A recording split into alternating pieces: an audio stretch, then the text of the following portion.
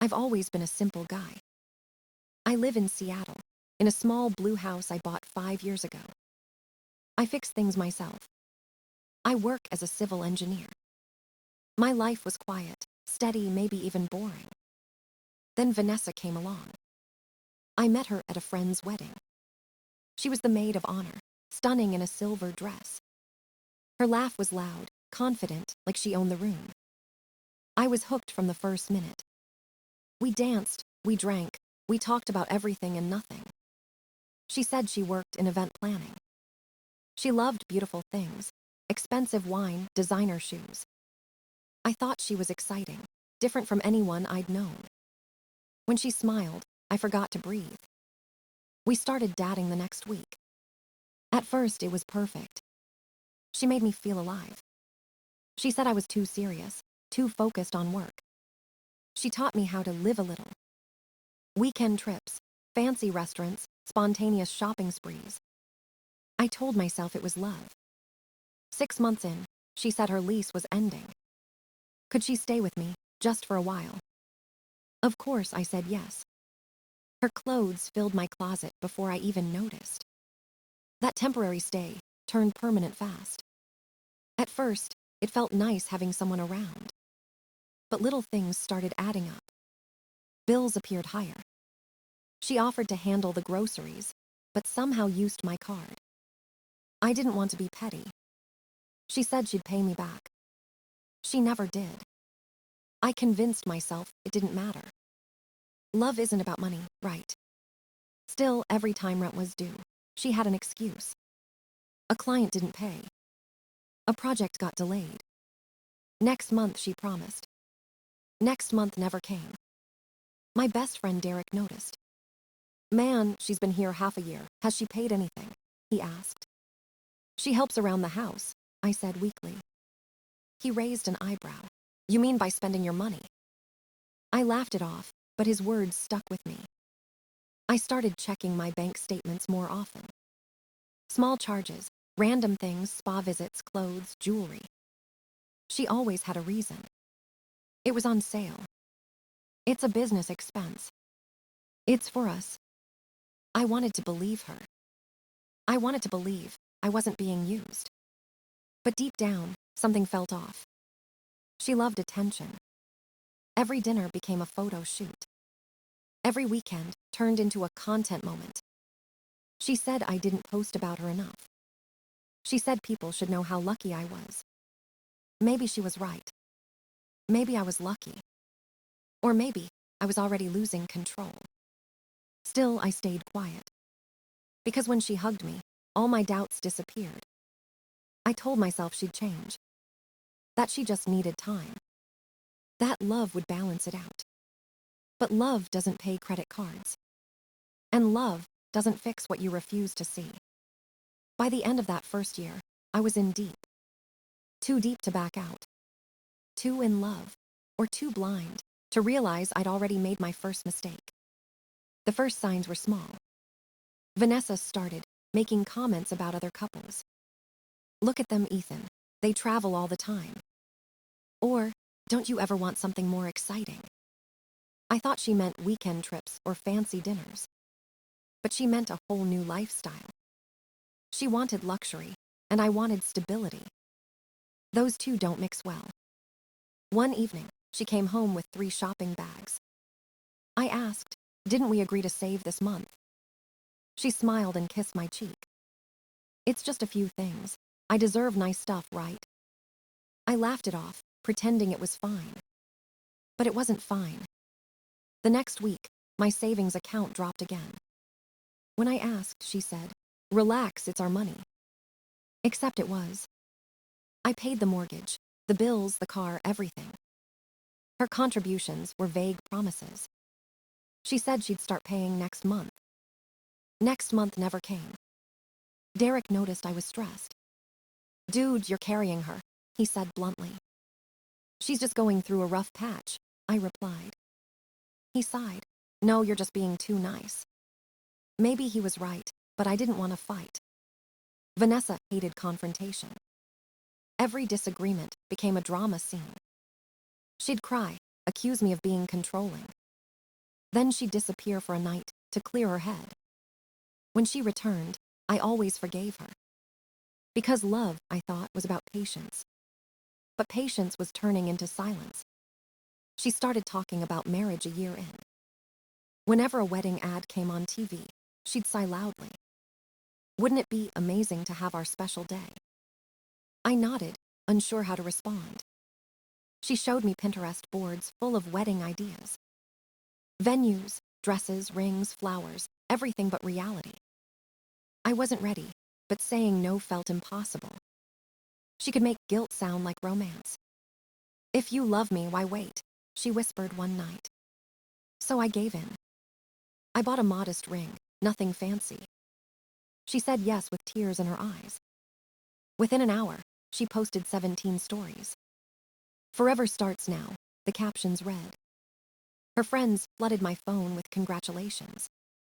Mine sent cautious texts. "You sure about this?" I ignored them. At first, wedding planning was exciting. Then the bills came. The venue alone cost $8,000. She wanted imported flowers and a top-tier photographer. Every time I suggested cutting costs, she got furious. "Don't you care about our day?" she'd snap. My parents offered advice, but she called it interference. My dad pulled me aside one evening. "She's not the one, son. Open your eyes." I didn't want to hear it. I told him stress was normal. He looked at me the way fathers do when they know you're lying. 2 weeks later, we had our first real fight. Over the guest list of all things. She wanted 200 people. I wanted less than 100. She screamed that I was ruining her dream. I said we needed to think about money. That was the first time she called me cheap. It stung more than I expected. Maybe because deep down, I knew she didn't love me. She loved the idea of a perfect wedding. Not the imperfect man standing in front of her. That night, I realized love shouldn't feel like debt. But it was already too late. 3 weeks before the wedding, everything fell apart.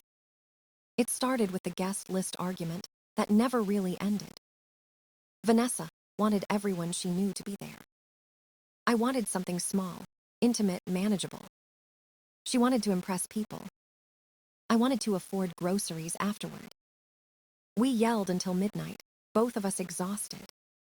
Finally, I said the words she didn't expect. "Maybe we should postpone this."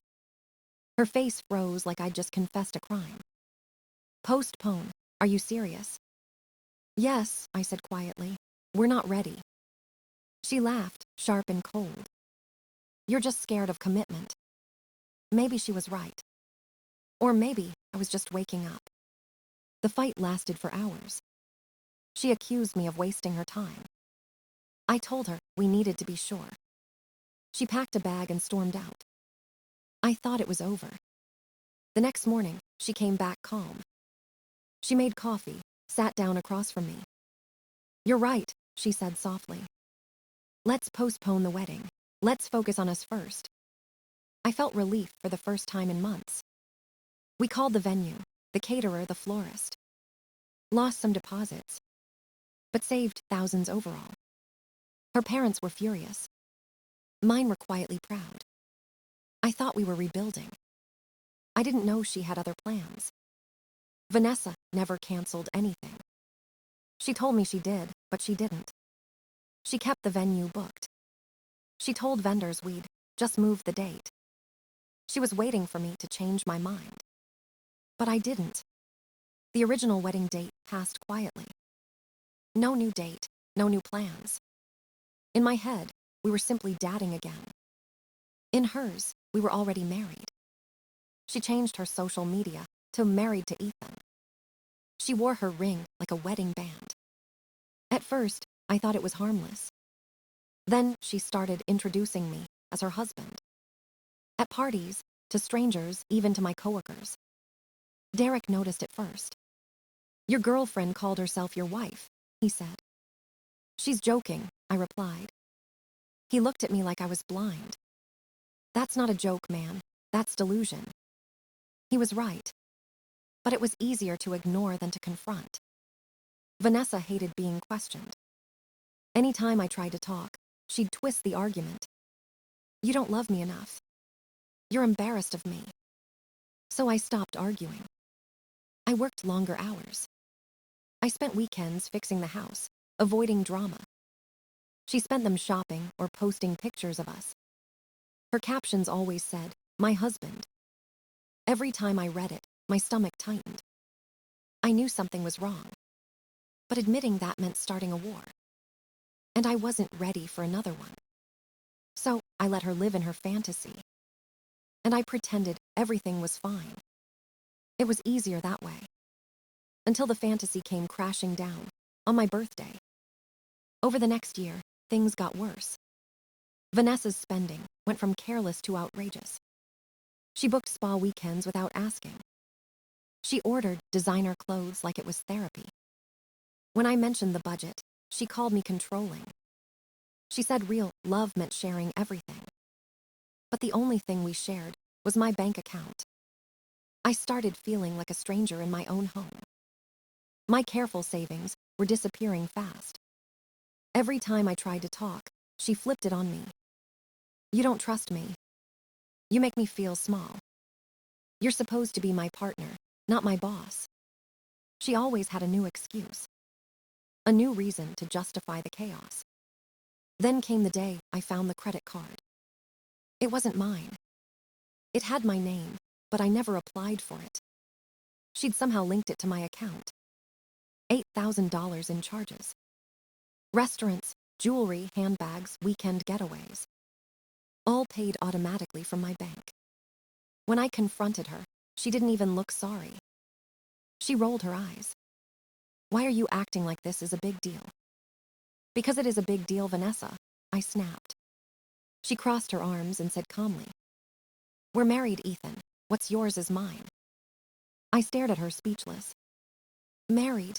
We never even had a wedding. She waved her hand dismissively. Details. We live together, that's basically married. No, it's not, I said quietly. That's not how this works. She turned defensive immediately. My therapist says financial control is abuse. Your therapist that I pay for, I asked. That ended the conversation.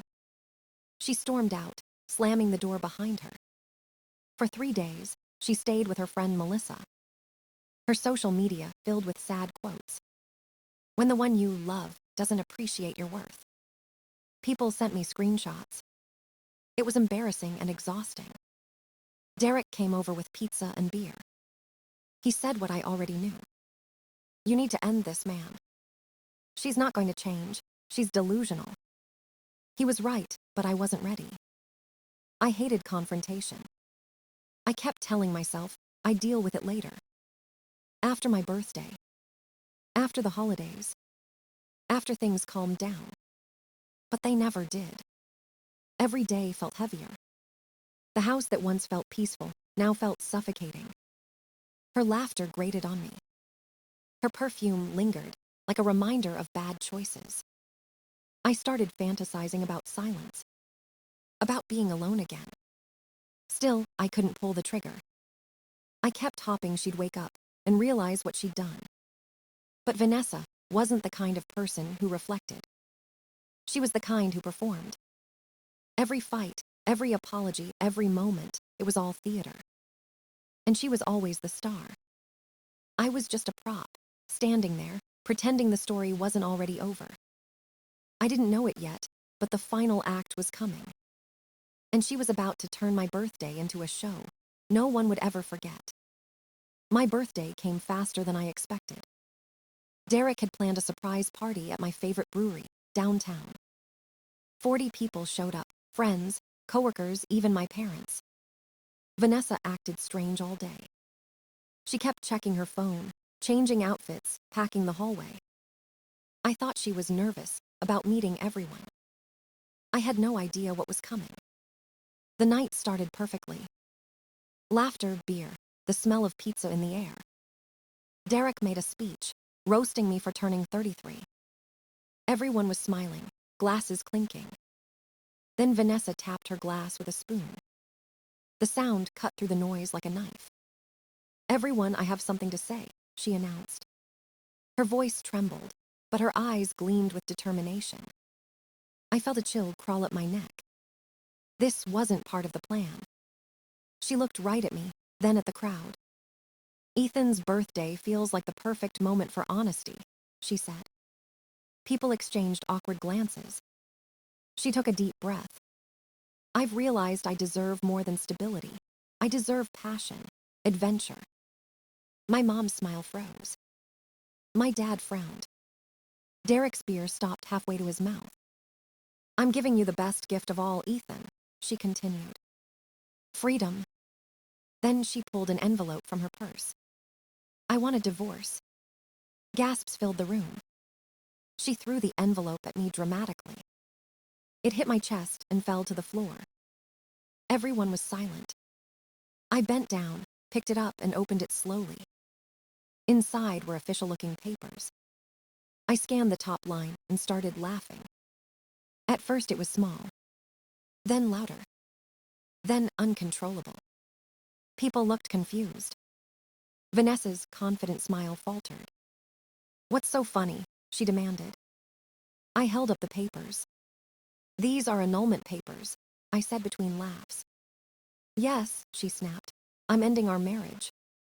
The laughter burst out of me again. "Vanessa, we're not married." Her face went blank. "What?" she whispered. "We never had a wedding. We postponed it, remember?" You could hear a pin drop. Then Derek lost it. He laughed so hard he spilled his drink. My dad joined in, then half the room followed. Vanessa turned red, then white. "This isn't funny," she shouted. "Oh, it's hilarious," Derek choked out. "You just tried to divorce someone you never married." Even my mom joined the laughter. "Sweetheart, you forgot your own wedding," she said. Vanessa's eyes filled with tears. She grabbed my arm. "Stop laughing, this is serious." "Then just break up with me," I said, wiping tears from my face. "Why pay for fake legal documents?" "I paid a lawyer $1,200, she said desperately. The room exploded again. Someone yelled, "Best birthday ever." Glasses raised. Cheers filled the air. Vanessa looked around at the laughing faces.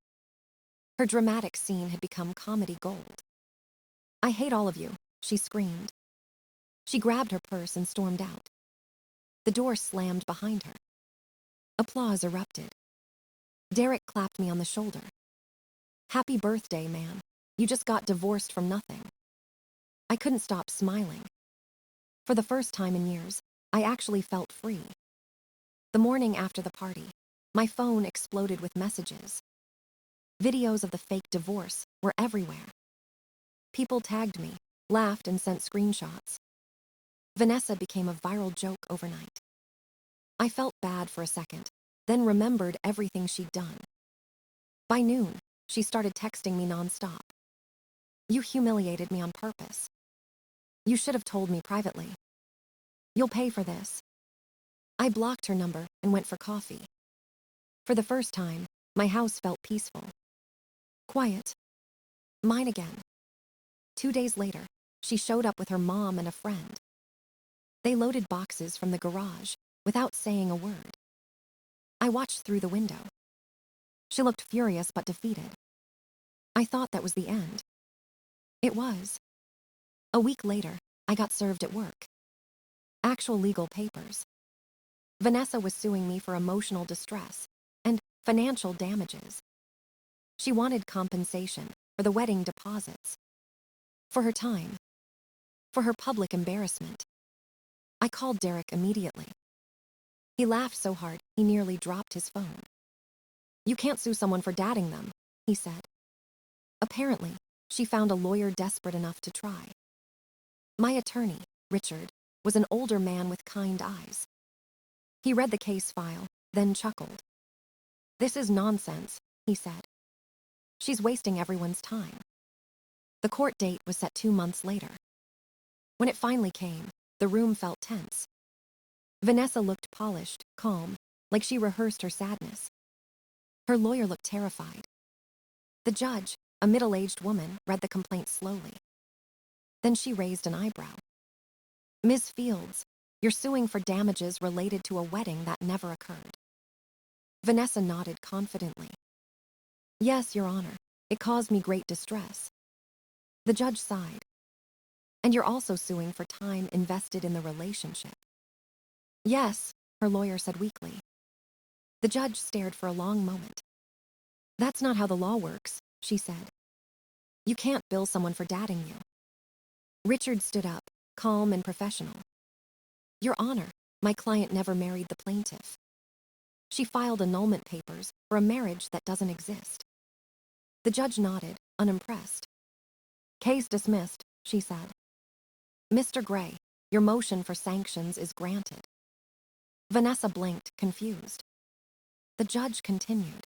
Ms. Fields, you owe the defendant $3,000 in legal fees. Her lawyer sank in his chair. Richard smiled and whispered, told you it was nonsense. Outside the courtroom, Derek was waiting. How'd it go? He asked. She has to pay me, I said, almost laughing. $3,000. He threw his arm around me. Justice served, burger time. We went for burgers and beer.